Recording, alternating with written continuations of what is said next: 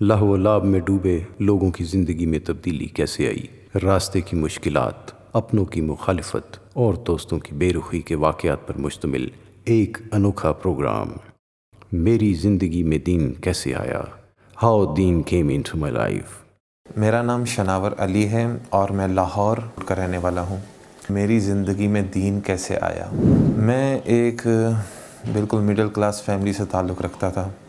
میں بینک میں جاب کرتا تھا، ایریا سیلز مینیجر تھا، اور اس کے علاوہ جو ایک میرا شوق تھا، پروفیشن تھا، مین پروفیشن، وہ میرا تھا سنگنگ کا۔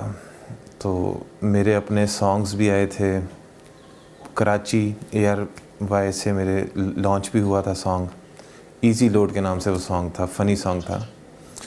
اس کے علاوہ 3-4 سانگز میرے اور بھی آئے تھے، تو کافی انویسٹمنٹ تھی اس میں جو میں نے کی تھی۔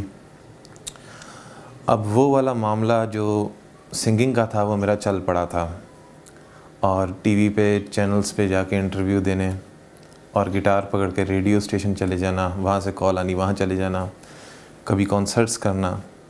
تو یہ والا جو ایک میری لائف ہے بہت اچھی جا رہی تھی۔ اب بچپن سے میرا تعلق میوزک سے تھا، حلال حرام کا اتنا علم نہیں تھا۔